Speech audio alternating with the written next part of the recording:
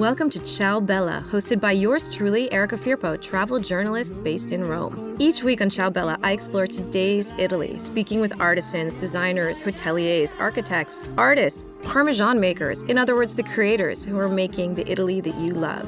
So sit back and join in.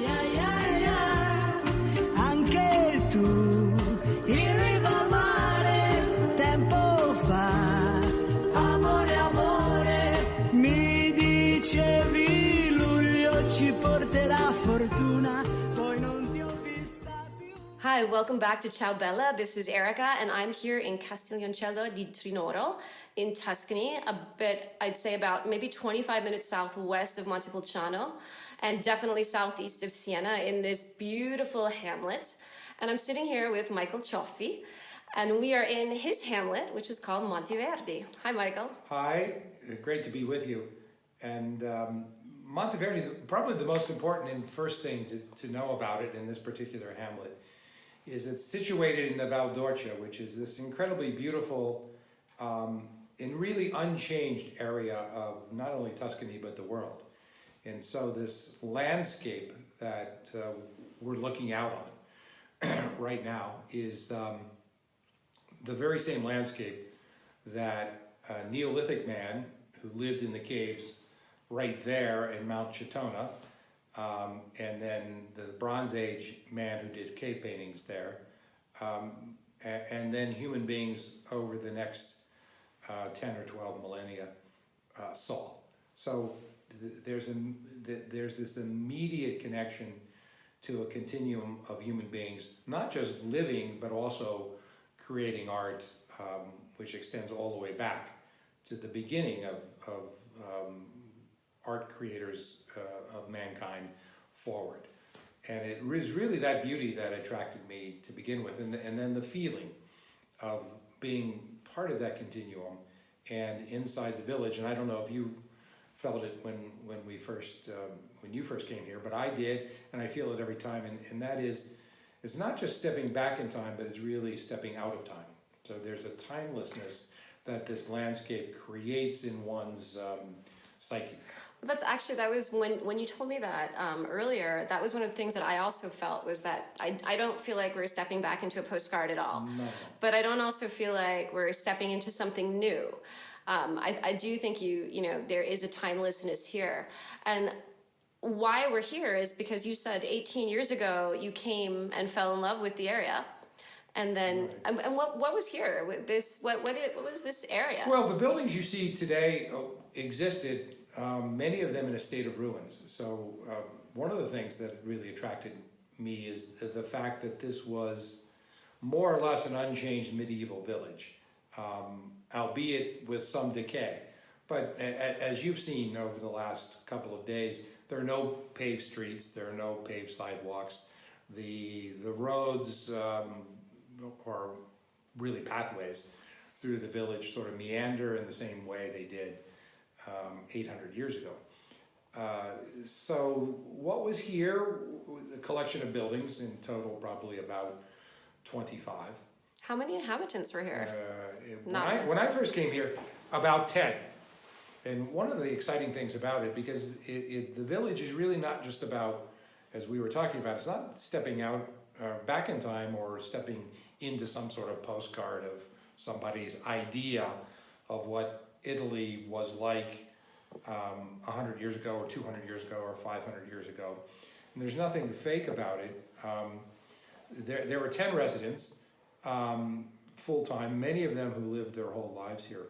But one of the great things that's happened in the last 4 or 5 years, and as a result of the restoration and the creation of Monteverdi, is that young people have purchased houses here, and in speaking to them, they intend to have children, and for their children to live in the village too. So it's a restoration project that is really not about just the past, but it's about creating a sustainable life into the future. And it's very much part of this continuum about what's happened in the past, but also what's going to happen in the future. And let me just clarify for our listeners. When Michael is talking about Monteverdi, Monteverdi is, I would say, it's both a boutique hotel, Right. and it's a concept. Or even would I say, probably I'd even go as far as saying it's a philosophy, a way of living. And Michael, you came here and you found abandoned places and you acquired them. You started, I think, with one villa. Right. And then slowly now, from what I understand, you have a villa, a castle, and maybe two villas. Is that correct? Right. And so you've created, you called it Monteverdi after a composer, Claudio Monteverdi.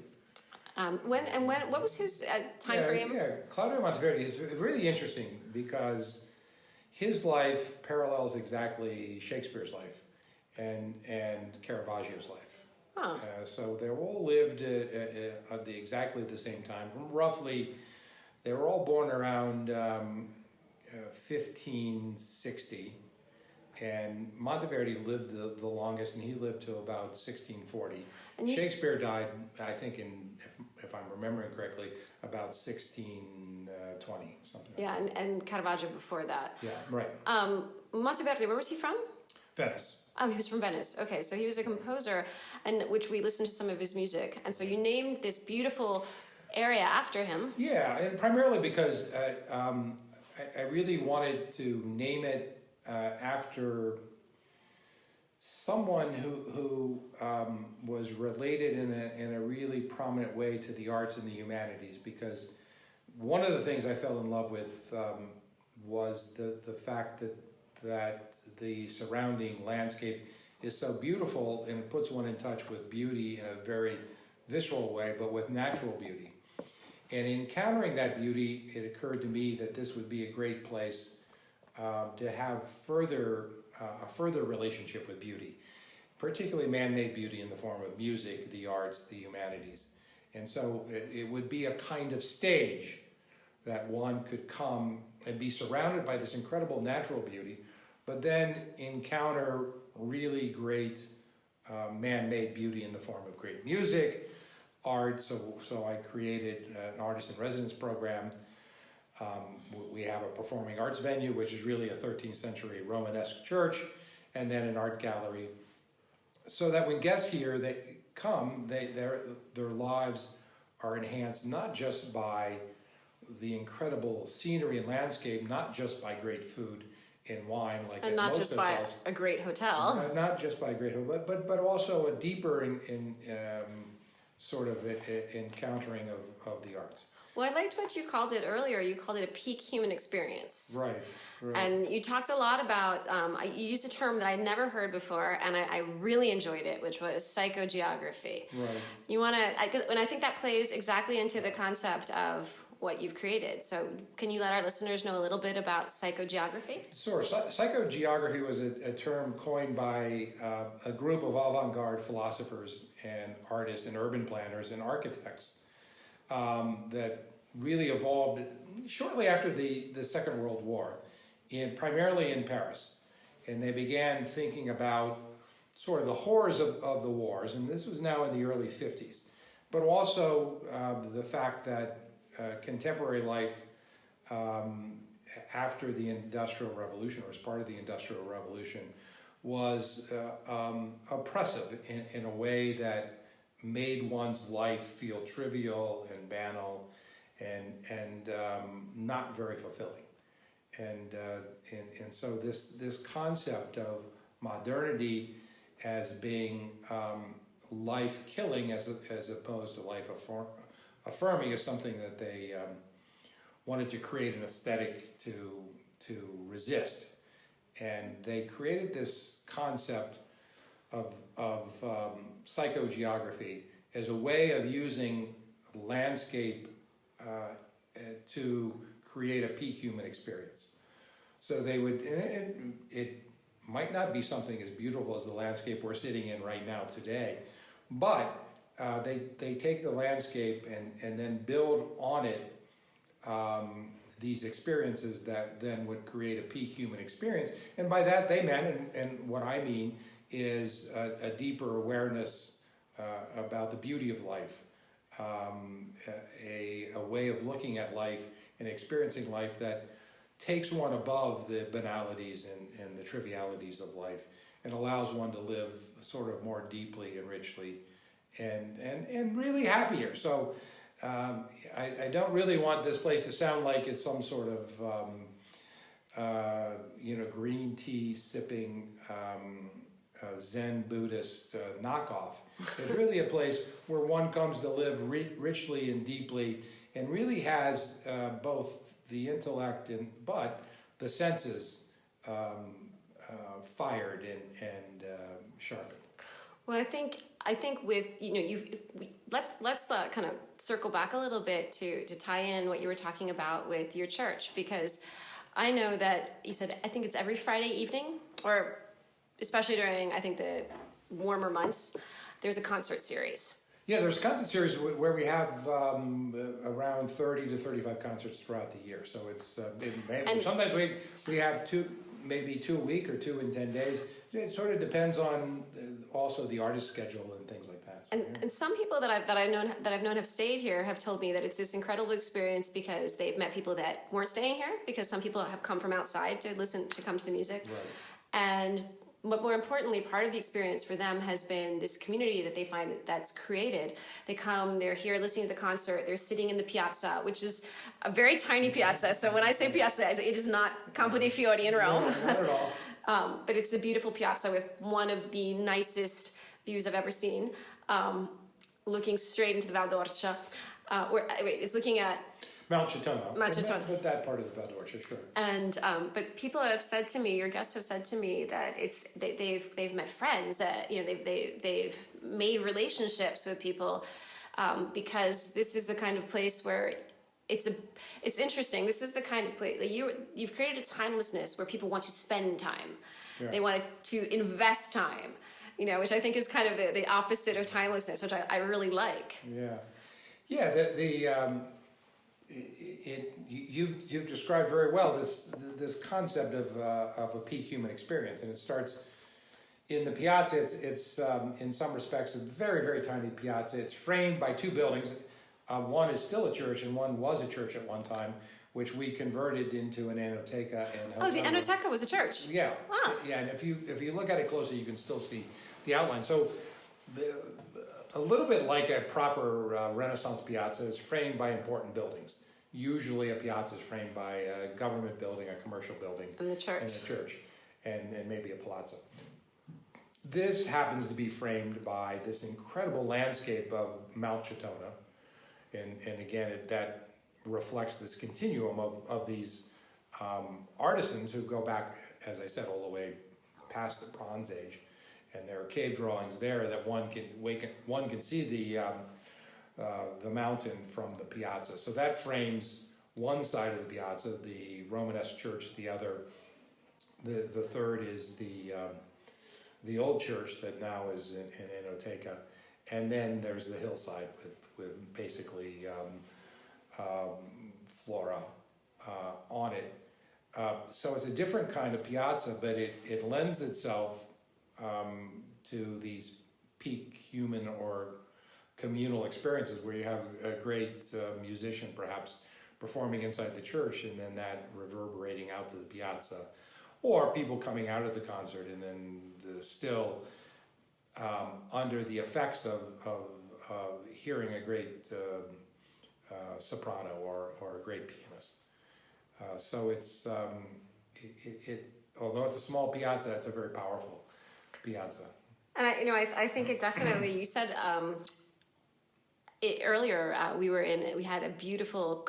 We're in a series. One of the reasons I'm here is because we're in a series of conversations about beauty and Italian culture, or Italian heritage, I would say, or cultural heritage. And you said something very lovely, which was the objective, not the objective, but part of the purpose is fusing history with modernity. And I think that is somewhat embodied in that piazza, which you've recycled. You're not trying to replicate what it once was, but you're not trying to change its essence. And that's case in point with having the backdrop of millennia of this beautiful mountain and having a 13th century church, and then this new enoteca, which is not, it's just a recycled space. I'd love to talk a little bit more about Monteverde in particular, in the sense that I've seen there's such, and I know that other places have done this, but there's such an investment in the land and in the, for example, with your chef Giancarlo, right? that everything, you have a garden, everything is grown locally, and if it's not, it's from this area, which, by the way, this area is the only other place, I think, to me in Italy that has as much bontà, as we say in Italian, or much richness, is Sicily. In this part of Tuscany, you can have the best tomatoes, you can have the best of everything, and I know that's all coming into Monteverdi. Right. No, there's so many beautiful things about Tuscany, but one is that it's one of the great agricultural regions of the world, and it's a producer of incredible food. And Americans especially appreciate the fact when they come here, the fruits and the vegetables and the pasta sort of taste like it did in America 30 years ago. So it is a really special place, and our menu changes seasonally and even more frequently for two reasons. Number one, to take advantage of this region, but also because it's important that food sources be sustainable. And we're fortunate because we can do that and not sacrifice any kind of excitement on the menu, because there's so much. There's such a great abundance because of this great agricultural region. And you're really lucky because you're also, I know I've seen, I can't imagine how, I don't want to say difficult, but it must have been a bit of it was definitely a labor of love to come here and be the foreigner.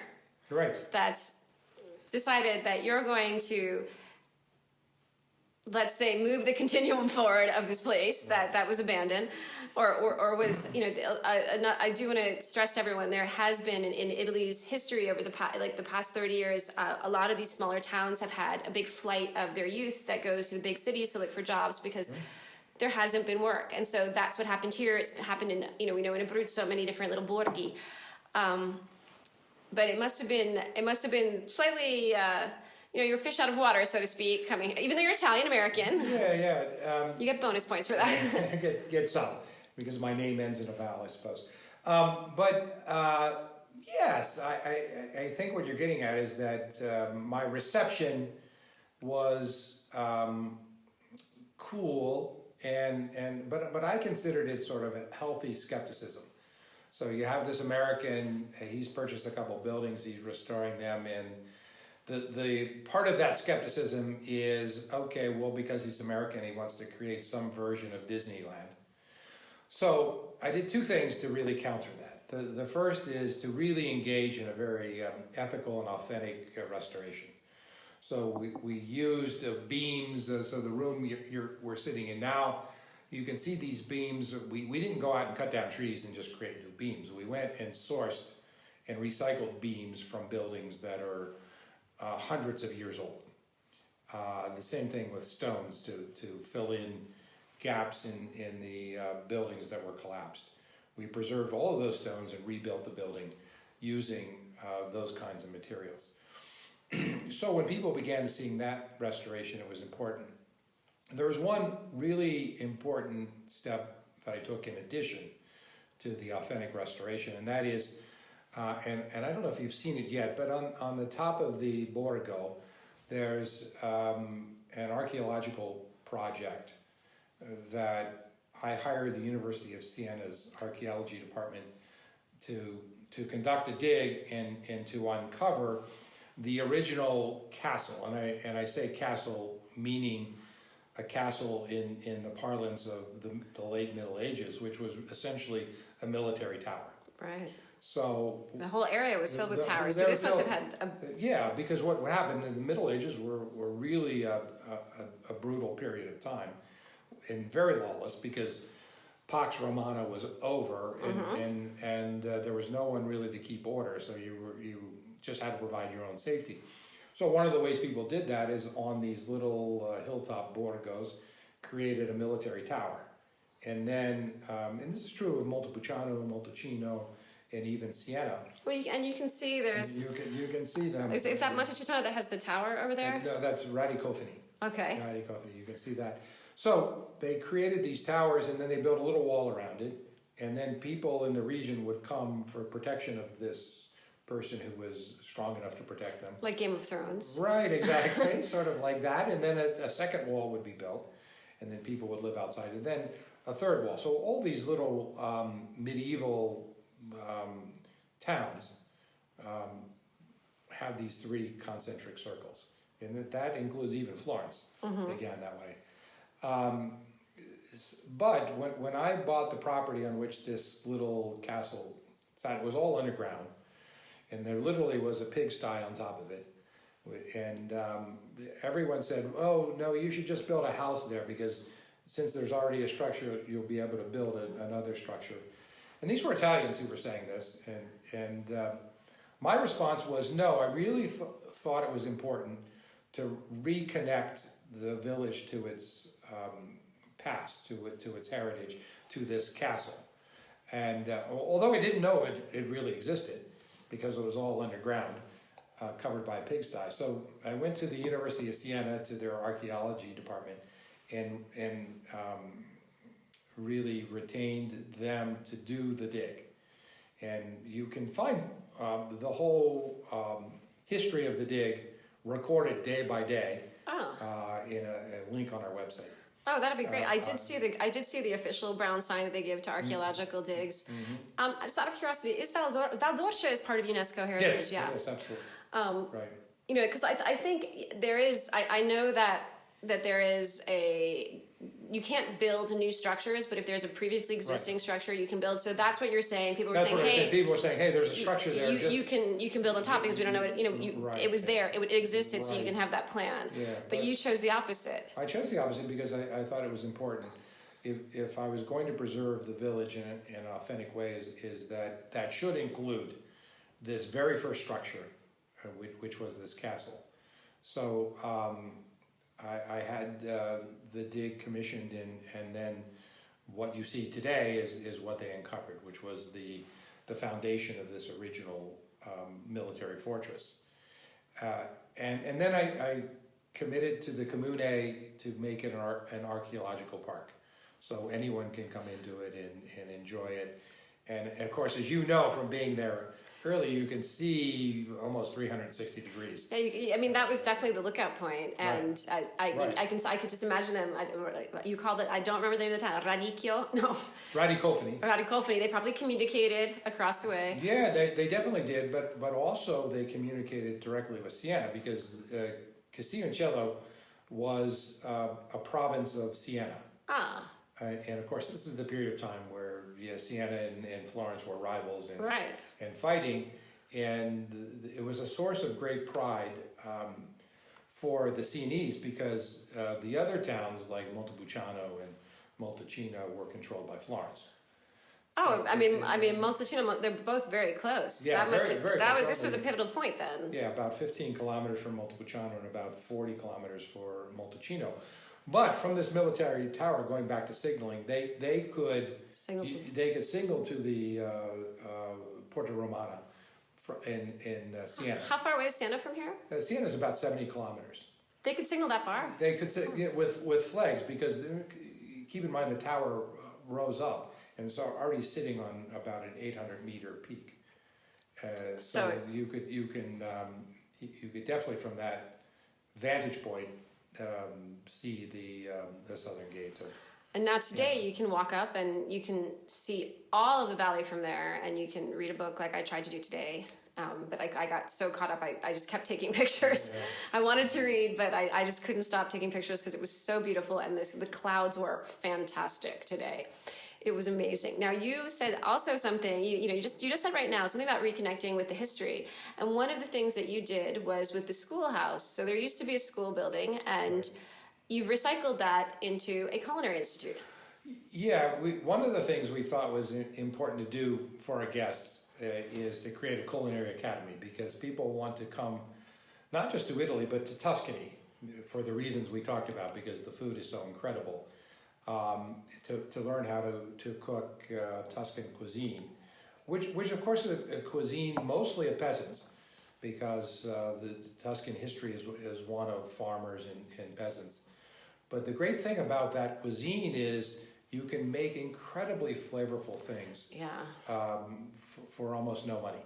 And it's all about the spices and the blending of ingredients and the freshness of the ingredients. So people quite appropriately want to learn how to do that. So it's something our guests wanted. So I wanted to create a culinary academy with state-of-the-art stovetops and ovens. Those two gorgeous ovens are amazing.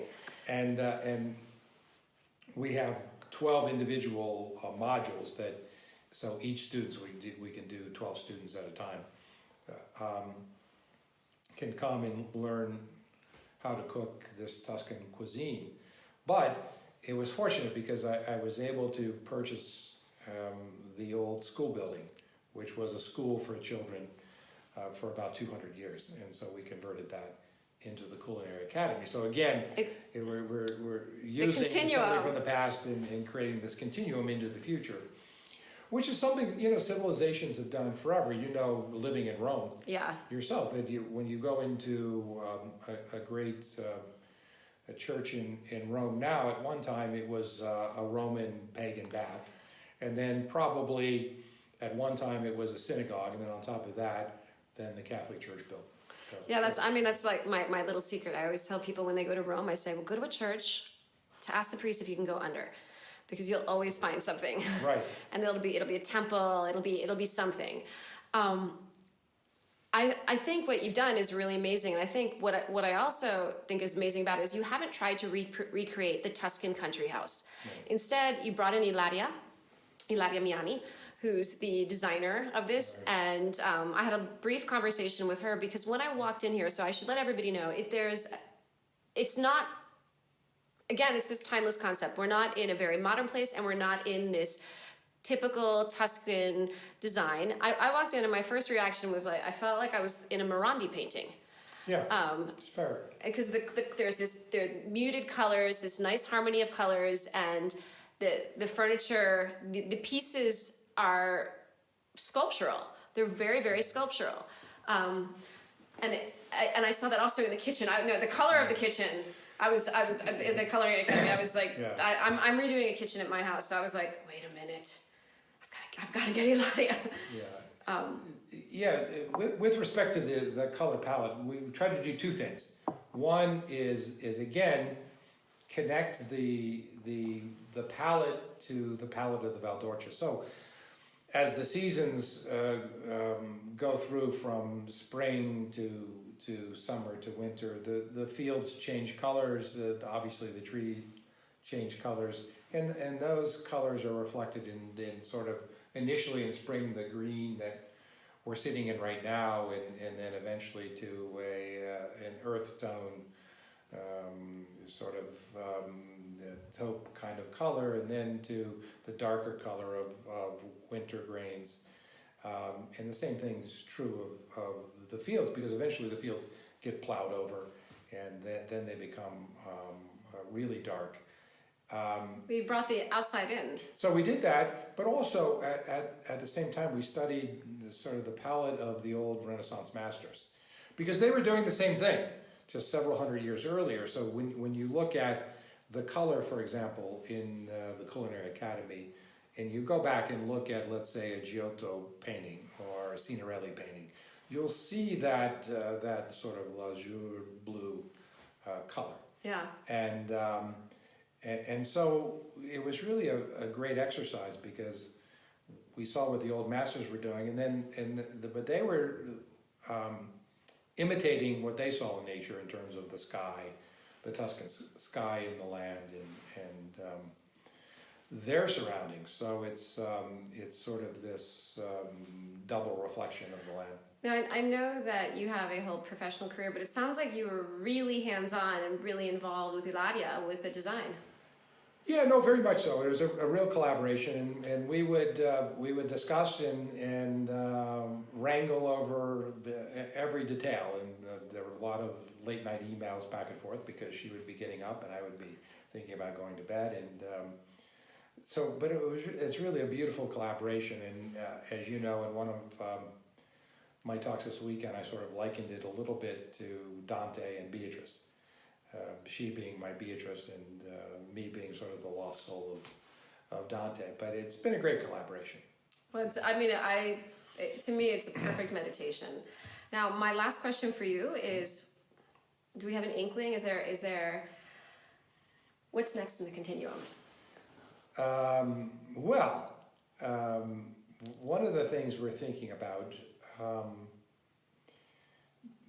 is to create in the village another sort of dining spot that would be a wood-fired oven that we could make breads and pizza and things like that to have a more informal dining area to complement sort of our fine dining restaurant, which is called Vorrede. So that's one of the things we're thinking about. And then another is maybe to have a small, intimate movie theater. Because the Valdorce, as you know, is the home to many incredible movies. We've also had many movie makers, including Marco Filiberti, who you heard. Who spoke today. Who spoke today, a great Italian filmmaker, who've come here. And believe it or not, Fellini would come to Castiglioncello. Really? And Fellini famously, had a mistress in Cincinnati. And so he spent a lot of time in the region. Cincinnati is a small town, for your listeners, only 5 kilometers from here. But he would obviously come and stay with her, and then he would come up here to see the things you and I have been talking about, and generally to hang out.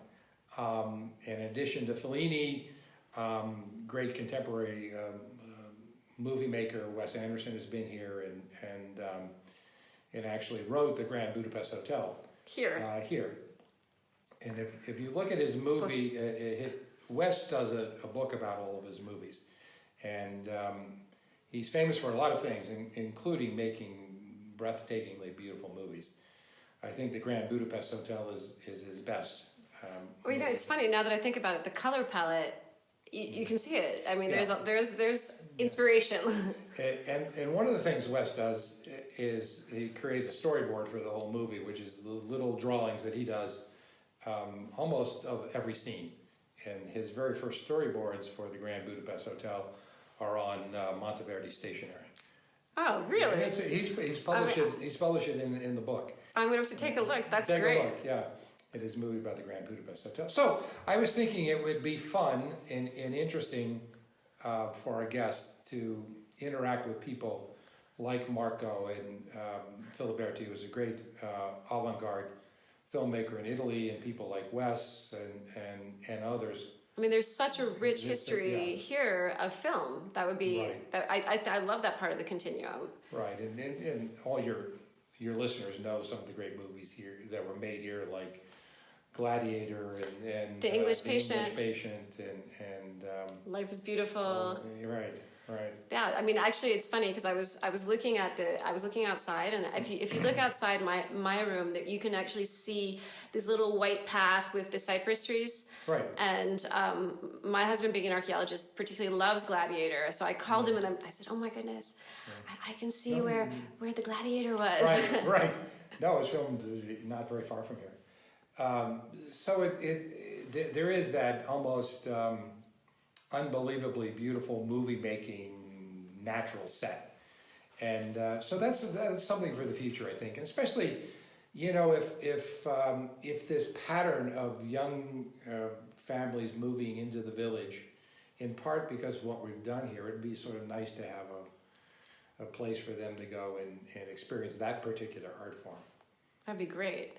Well, I'm looking forward to that. I will be your first guest. I'll be your constant. I love the magic of movies. I love cinemas. I love movies, and I think that would be another jewel with all of these beautiful virtues that you have here. Yeah, going back to your comment a little bit earlier about the piazza, I think sometimes when I'm sitting in the piazza and having a glass of wine and looking out at Mount Chitona and this incredibly beautiful but simple Romanesque church, like Romanesque architecture is, I really think I'm on a movie set. I mean, it's that amazingly beautiful. I took a picture today, and it was there was a little bit of rain. It was actually, no, it was before the rain, but the sky was, doing theatrics. And so it was like someone had painted the sky, and you could tell it was about to rain. But I got this incredible shot that looks like someone painted it. It looks like a backdrop for a film. So it does. It totally, you feel like you're, the magic of movie making. That's right. And then it changes, throughout the day as the sun moves across the sky. Then the colors on the fields of poppies and grain and olive trees and vineyards begins to change. And so it all changes on a continuing basis. So it's this incredibly movable feast of color and light that goes on all day long, even when it rains. Well, I did enjoy it raining today. I really, really thank you for your time. I'm so happy. I can't wait to walk outside, though, because we've been sitting in this room, but I'm looking outside. We're about to have the sunset. So I'm going to have to say thank you. My pleasure. Thank you. Thanks.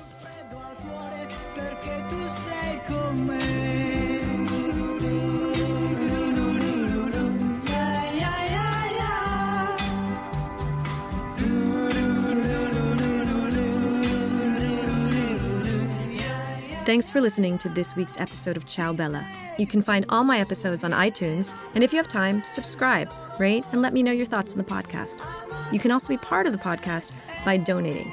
Find Ciao Bella on patreon.com, where with as little as $1, you get behind-the-scenes photos and videos as I travel all throughout Italy. To learn more about me and my work, go to my website, ericafirpo.com, and follow my Italy adventures on Instagram at ericafirpo. Ciao Bella! And a very big thank you and hug to Massimiliano Yonta and Dis to Dis Studios, the producers of Ciao Bella, who continue to make me sound and feel great.